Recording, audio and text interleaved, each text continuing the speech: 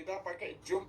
Ini nggak Zoom dari kampus karena itu udah di break room, baru kita nggak bisa lagi di break room. Jadi padahal mata kuliah ini memerlukan break room supaya Anda bisa kerjakan dalam kelompok. Ya, jadi saya percaya setiap kita akan bisa belajar lebih, apalagi memberikan apa dalam malam hari ini. Jadi Minta kita bukunya. akan Sini. sudah sampai tadi malam sebenarnya.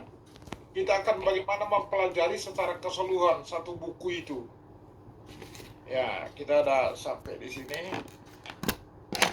Share apanya. Taruh dulu supaya tetap saya melihat wajah kalian. Kacamata Oke. mama mana? Sama mama. Bisa lihat ya. Ada taruh di situ kacamata mama. Coba Di besarin dulu. layar Anda bisa lihat ini. Apa? Bukan. Bisa, Pak. Oke, jadi memahami Alkitab itu sendiri memang tidak bisa sepenggal ya satu ayat gitu. Jadi sebenarnya satu ayat itu selalu dikelilingi oleh bagian-bagian sebelum dan sesudahnya, minimal di dalam buku itu. Alkitab firman Allah merupakan kesatuan yang lengkap dalam rencana keselamatan untuk manusia. Secara jelas Alkitab menjadi dua bagian, perjanjian lama, perjanjian baru. Jadi kalau buku bisa, tadi malam sudah ini ya, kalau nggak salah. Oh, belum ya. Saya ini kadang-kadang gini, karena saya mengajar hermeneutik, ada kelas-kelas yang lain, kadang-kadang saya udah bubar di otak saya. Kalau udah berbarengan kemarin apa, kadang-kadang nggak ingat lagi apakah di kelas ini atau di kelas yang satu atau kelas yang lain gitu. Yang jelas gini, kalau kita lihat memang kalau dibuat secara keseluruhan kan, perjanjian lama itu 5 kitab Musa, 12 kitab sejarah mulai dari Yesua sampai Ester, baru 5 kitab sastra, Ayub, Mazmur, Amsal, Pengkhotbah, Kidung Agung. Baru 17 kitab nabi-nabi yang bisa dibagi dua.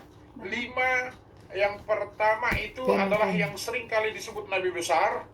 Jadi Yesaya, Yeremia termasuk ratapan dihitung karena bagian dianggap itu kitab ratapan bagian dari kitab Yeremia.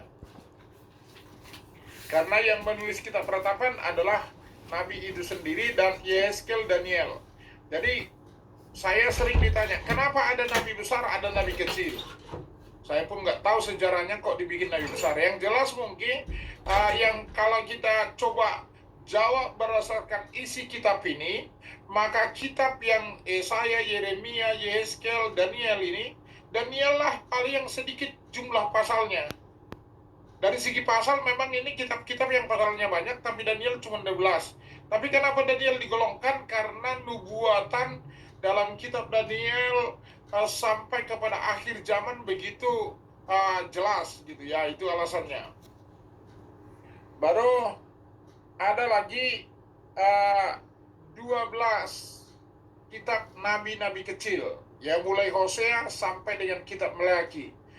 Mungkin Anda perlu ingat 3 yang terakhir ini, Hagai, Zakaria, Maleakhi. Ini dengan mudah harus ingat bahwa kitab yang 3 ini diterima bangsa itu atau nabi-nabi yang 3 terakhir ini melayani sesudah bangsa Israel kembali dari pembuangan di Babel ya.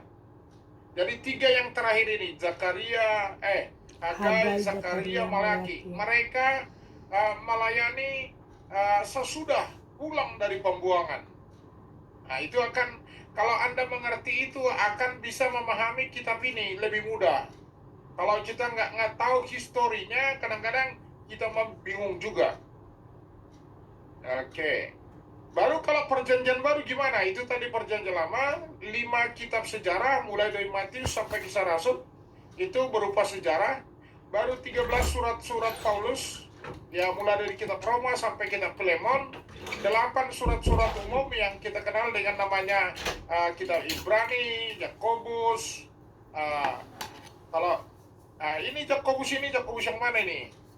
Ya, ini Yakobus yang menulis surat Yakobus adalah bukan yang 12 rasul ya, karena Yakobus cepat mati.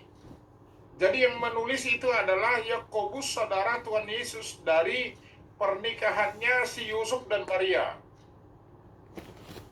Ya, baru ada surat 1 Petrus, 2 Petrus, ada surat 1 sampai 3 Yohanes dan kitab Judas.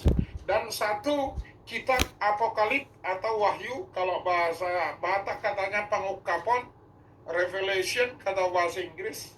Nah, ini Apokalip dalam bahasa Yunani itu disingkapkan gitu. Jadi kitab Wahyu itu menyingkapkan apa yang akan terjadi di masa depan. Jadi sebenarnya kalau bisa membuat seperti ini sudah ya disebutkan merupakan satu pengamatan yang menyeluruh dari seluruh Alkitab.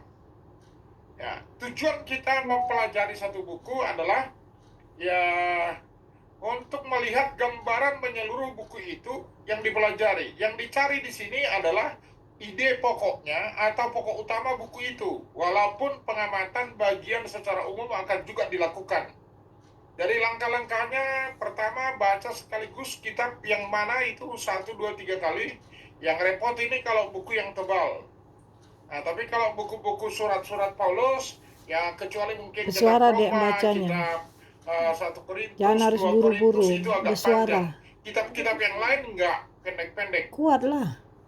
Karena semua Ya, baru yang kedua, perhatikan bagian-bagian buku tersebut. Jangan cepat-cepat. Jadi dalam buku yang pendek itu biasanya terdiri 3 atau 4 pasal, dibagi menurut